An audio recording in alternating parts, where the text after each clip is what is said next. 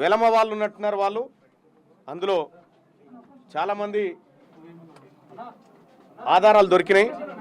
వాళ్ళు వచ్చి మా సిబ్బంది పైన దాడి చేసి ఇక్కడికి వచ్చిన ప్రజలు కన్నీళ్లు పెడతా ఉంటే కూడా వదలకుండా వాళ్ళపైన దాడి చేసి వాళ్ళని తీవ్రంగా గాయపరిచి మా సిబ్బంది పైన దాడి చేసి ఫర్నిచర్ ధ్వంసం చేసుకుంటూ ఇక్కడ మా కవితక్క, మా కల్వకుంట్ల కవితక్క నాయకత్వం వర్ధిల్లాలనుకుంటూ మా గన్మెన్లు ఎంత నిలువరించినా వినకుండా మా గన్మెన్ల పైన దాడి చేసి, అలాగే ఇక్కడ ఒక గన్మెన్ నాకు లోపల రక్షణగా ఉంటే లోపటికి వచ్చినటువంటి సుజీత్ రావు,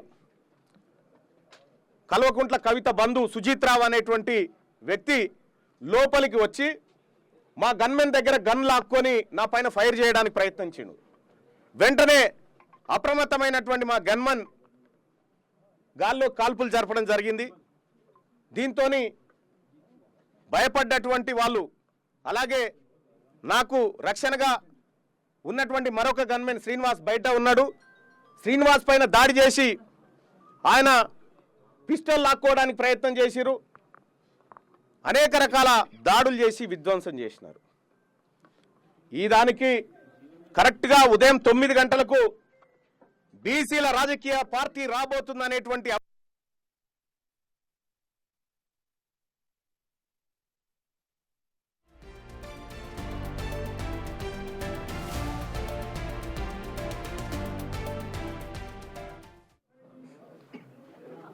ఇవాళ బీసీల పైన దాడులు చేస్తే, తీన్మార్ మల్లన్నను హతమారిస్తే బీసీ ఉద్యమం ఆగిపోతుంది అని కల్వకుంట్ల కవిత గారు భ్రమపడుతున్నారేమో.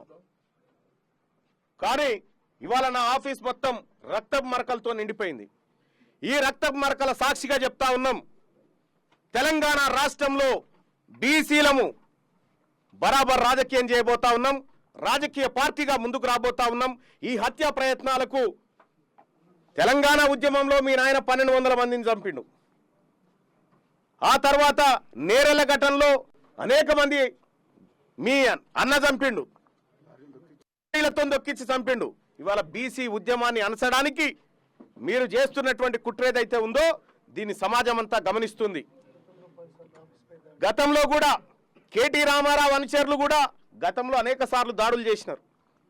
దాడులు చేసి విధ్వంసం సృష్టించినారు. దాదాపుగా 60-70 సార్లు నా మీద కేసులు పెడితే ఏ ఒక్క రోజు కూడా తీన్మార్ మల్లన్న కానీ మా ఆఫీస్ సిబ్బంది కానీ మేమంత సామర్థ్యంగా ఉన్నాం. కానీ వాళ్ళ కల్వకుంట్ల కవిత గారు ఈ రకమైనటువంటి హత్యా ప్రయత్నాలకు కూడా స్కెచ్లు వేస్తారన్న విషయం ఇయాలనే అర్థమవుతా ఉంది. ఖచ్చితంగా తెలంగాణ రాష్ట్ర వ్యాప్తంగా బీసీలంతా ఎక్కడికక్కడ కల్వకుంట్ల కవిత దిష్టి బొమ్మలు నలగబెడతా ఉన్నారు. బీసీలను అనగదొక్కాలని చూస్తున్నటువంటి ఆమె పైన చర్యలు తీసుకోవాలని డిమాండ్ చేస్తూ ఉన్నారు. మేము కూడా ఖచ్చితంగా కార్యాచరణ చేస్తాం. ఈ దాడులతోటో, ఈ బెదిరింపులతోనో, ఈ హత్యాయత్నాలతోటో బీసీ ఉద్యమం ఆగిపోతుందని మీరు భ్రమపడితే నేను చెప్తా ఉన్నా, మీరు రాసి పెట్టుకోరి, రాబోయే 3 సంవత్సరాల్లో మిమ్మల్ని రాజకీయంగా పాతాళానికి తొక్కే బాధ్యత మాది. బీసీలము అనగారిన వర్గాలము ఈ రాష్ట్రంలో అధికారంలోకి రావడానికి మా ప్రయత్నంలో ఇసుమంతా కూడా తగ్గదు. మరింత రెట్టించిన ఉత్సాహంతోనే ముందుకు పోతాం తప్ప ఈ దాడులకు తీన్మార్ మల్లన్న నా పైన దాంతో ఈ కొట్టినటువంటి నేను అడ్డుకోవడంతో మా బాలకృష్ణ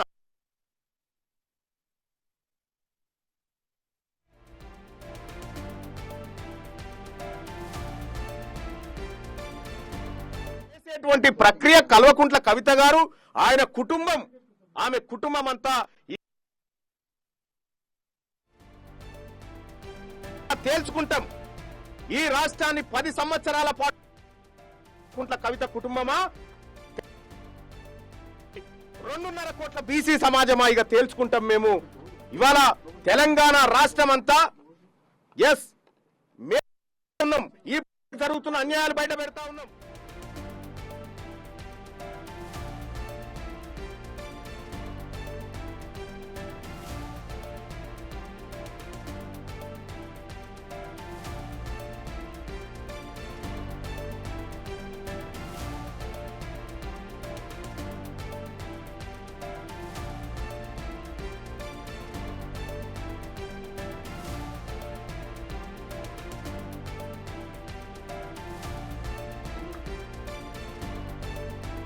పనిచేసి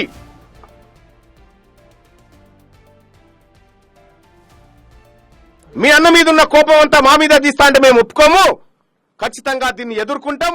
రాజకీయంగా ప్రజాక్షేత్రంలో ఏం జరిగిందో ఈ రక్త మరకలతోటే రేపు ప్రజల దగ్గర